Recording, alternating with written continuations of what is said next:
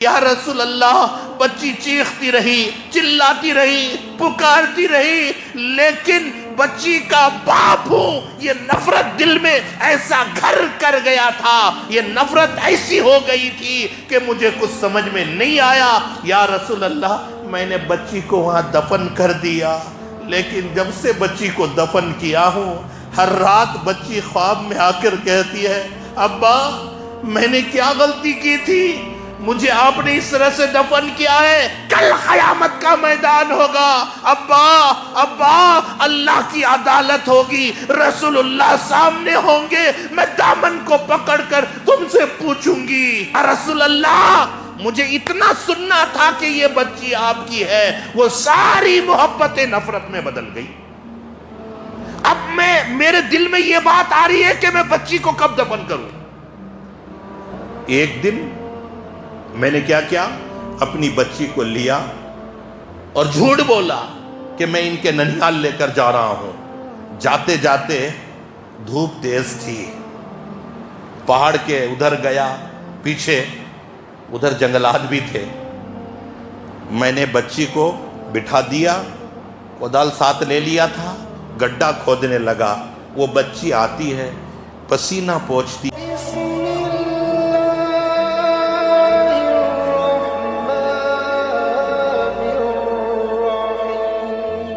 حضور کی تشریف آوری سے پہلے میں نے کہا کہ بدتر سے بدتر حالات تھے، اتنے بدتر حالات تھے، میں نے کہا کہ لڑکیوں کو زندہ دفن کیا کرتے تھے۔ یہ کوئی معمولی بات نہیں ہے کہ اپنی اولاد کو، جو صاحب اولاد ہیں وہ اس بات کو جانتے ہیں کہ ہر انسان کو اولاد سے بڑی محبت ہوتی ہے، بڑا پیار ہوتا ہے۔ اولاد چاہے لنگڑی ہو، لولی ہو، اندھی ہو، اس سے کوئی مطلب نہیں۔ اللہ کی قسم کھا کر کہتا ہوں میں، ہر باپ اپنی اولاد کے لیے جینا چاہتا ہے، اپنی اولاد کو بنانا چاہتا ہے، کوشش کرتا ہے، بڑی پیار۔ لیکن یہاں تو لڑکیوں کو زندہ دفن کیا جا رہا ہے۔ ایک صحابی ایمان لانے سے پہلے کا واقعہ حضور کے در پر آ کر سناتے، سن لیجئے، بات ختم کرتا ہوں۔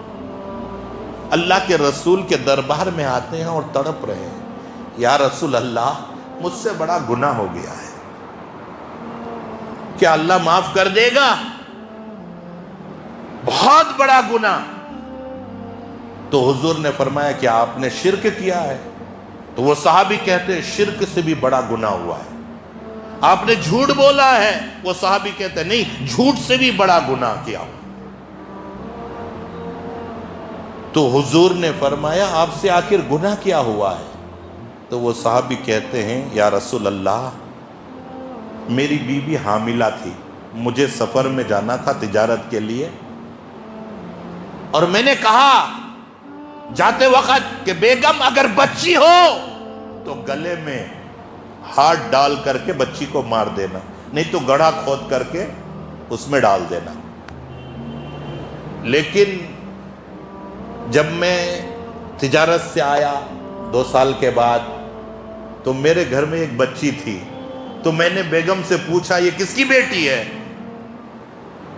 تو بیگم نے کہا یہ پڑوسی کی بچی ہے، ہمارے گھر میں کھیلنے کے لیے آ جاتے، میں اب گود لے لی ہوں، میرے ہی پاس رہتی ہے۔ لیکن اس بچی کے چہرے سے مجھے محبت ہو گئی۔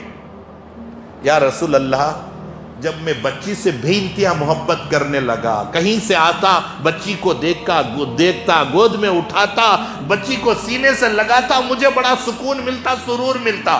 لیکن حالات ایسے آ گئے کہ بچی کے بغیر اب میں رہ نہ سکا، تو بیوی سمجھی کہ اب کہہ دینا چاہیے، اسی لیے کہ بیٹی تو انہی کی ہے۔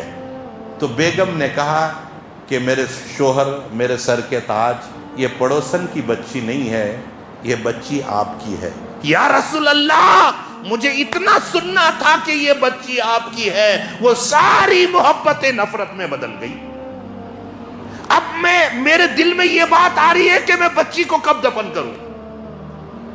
ایک دن میں نے کیا کیا، اپنی بچی کو لیا اور جھوٹ بولا کہ میں ان کے ننیال لے کر جا رہا ہوں۔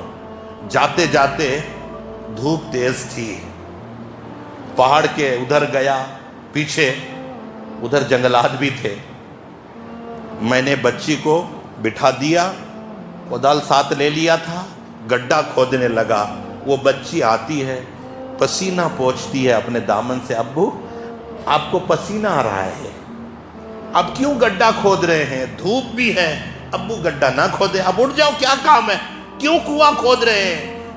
फिर वो बच्ची मेरी हालत को देखकर खुद गड्ढे में उतरती है और अपने दामन में मट्टी को लेकर के उस मट्टी को बाहर फेंक रही है, यानी गड्ढा खोदने में मेरा साथ दे रही है।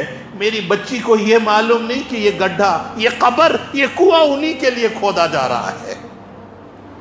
जब गड्ढा खोद दिया मैंने, गले तक खोद दिया, मैं उछला और निकल गया।